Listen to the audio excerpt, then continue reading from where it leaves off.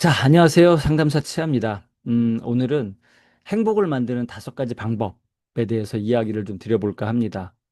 물론, 오늘, 그 모든 얘기를 다 하는 건 아니고요. 5가지가 뭔지 오늘은 그냥 개략적으로만 설명을 드리고, 앞으로, 글쎄요, 얼마나 될까요? 그냥 제 생각으로는 뭐, 최소 한 달?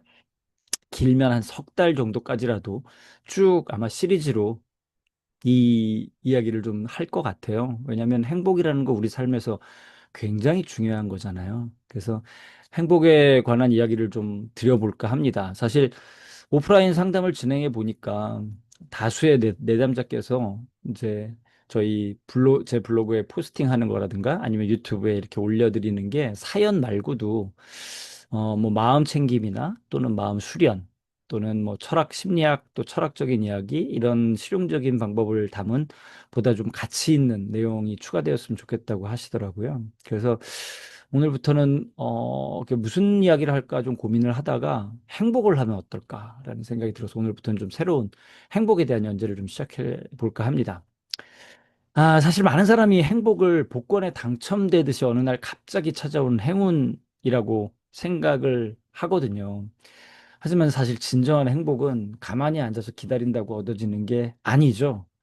우리가 의식적으로 노력하고 만들어가는 과정에 오히려 가깝습니다. 한마디로 한마디로 행복은 행운이 아니라 노력의 결과라는 뜻이죠. 마치 삶의 선택과 습관을 통해, 그러니까 마치 저희가 가꿔서 이렇게 아름답게 만들어지는 정원 같다고 할까요? 그렇다면 우리는 이 행복이라는 정원을 어떻게 하면 아름답게 가꿀 수 있을까요? 지금서부터 꽤 오랜 기간 이제 여러분의 삶을 더 풍요롭고 의미 있게 만들어줄 행복을 만드는 5가지 실천 방법에 관하여 소개하는 그 이야기를 좀 드리려고 합니다. 먼저 그 5가지가 어떤 건지 대충 개요만 오늘은 좀 말씀을 드리고 하나하나 다 업로드를 좀 해보겠습니다. 첫 번째는 행복을 만드는 5가지 방법 중 첫 번째는 스트레스 상황에서 무조건 나를 더 따뜻하게 대해 주시라는 겁니다. 사실 우리는 종종 타인에게는 되게 관대하면서도 자기 자신에게는 너무나 가혹할 때가 많습니다. 많은 분들, 거의 대부분의 분들이 그러세요. 저도 가끔씩 그럽니다. 실수했을 때 스스로를 비난하거나 또 완벽하지 않은 나의 모습에 실망하면서 자존감을 깎아내리곤 하죠. 제가 얼마 전에 물을 틀어놓고 다른 일을 하다가 집을 온통 물바다를 만든 적이 있거든요. 와, 이제 진짜 뭐야, 이거 진짜 치매가 오나? 막 이런 생각이 들면서 얼마나 자책을 했는지 모릅니다. 하지만 이 나를 꾸짖지 않는다고 사실 내가 나태해지는 일은 벌어지지 않거든요. 사실 오히려 내가 나에게 엄격할수록 행복은 오지 않습니다.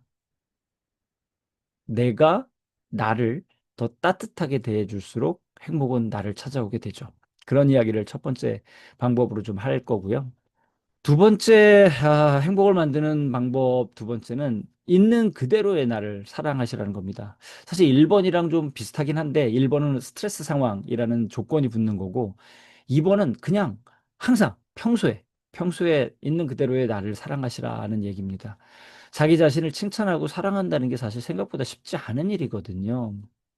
왜냐면 이 대한민국 사람들은 특히나 어릴 때부터 겸손이 미덕이라고 배웠습니다. 하지만 내가 나를 칭찬하고 사랑하지 않는데 과연 누가 나를 칭찬해주고 사랑해줄 수 있을까요? 스스로에게 친절한 말을 건네고 또 작은 성취에도 칭찬을 아끼지 않는 그런 오늘부터 나와의 사랑을 시작하면 행복은 저절로 찾아오게 됩니다. 이게 두 번째 이야기, 있는 그대로의 자신을 사랑하세요. 이런 이야기들을 좀 두 번째로 해볼 거고요. 세 번째는 감사하는 습관을 기르고 좋은 순간을 놓치지 마시라는 겁니다. 아마 감사 일기 이런 거 많이 들어보셨을 거예요. 근데 이게 그냥 귀찮으니까 잘 안 하시게 되는데 사실 해보시고 습관으로 만들면 정말 좋습니다. 바쁜 일상에서 우리는 종종 이 당연하게 여기는 것들에 대한 소중함을 잊고 살거든요. 뭐 예를 들면 따뜻한 햇살이라든가 맛있는 커피 한 잔. 말하면서도 저 커피 되게 좋아하거든요. 맛있는 커피 한 잔, 그리고 사랑하는 사람과의 짧은 대화, 이런 것처럼 소소한 행복들이 바로 그런 거죠.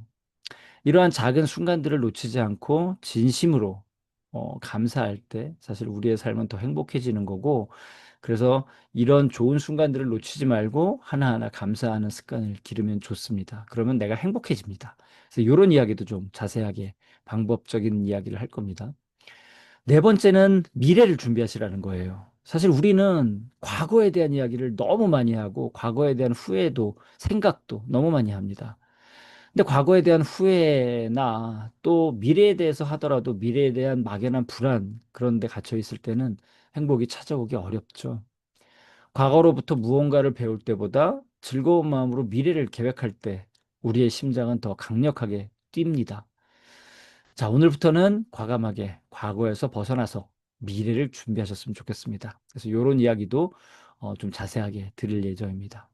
마지막으로 행복을 만드는 다섯 번째 방법은 타인과의 연결을 지속적으로 시도하시라는 겁니다. 인간은 사회적 동물이고요. 행복은 홀로 존재할 수 없습니다. 행복한 사람들의 가장 큰 공통점이 바로 긍정적이고 깊은 인간관계를 맺고 있다는 거죠. 타인과의 의미 있는 연결은 우리에게 소속감, 그리고 지지, 또 사랑을 느끼게 해주고 삶의 만족도를 크게 높여줍니다. 그런데 그런 좋은 연결이 스스로 우리를 찾아오지 않는다면, 다른 사람들이 우리를 찾지 않는다면 어떻게 하면 될까요? 맞습니다.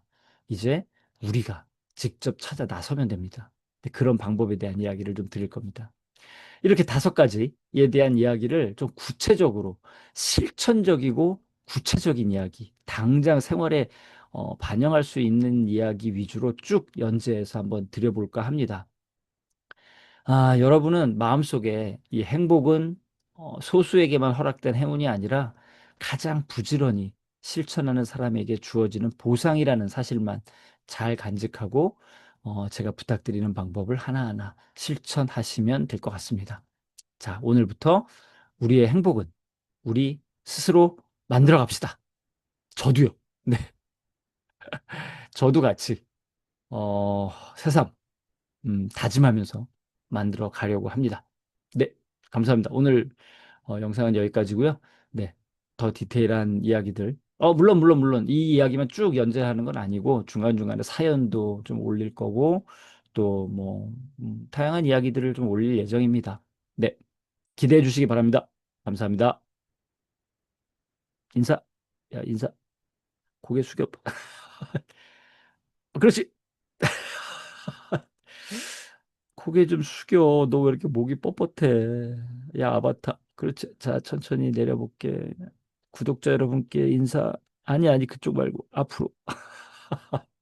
진짜 안 되네요. 언젠간 되겠죠.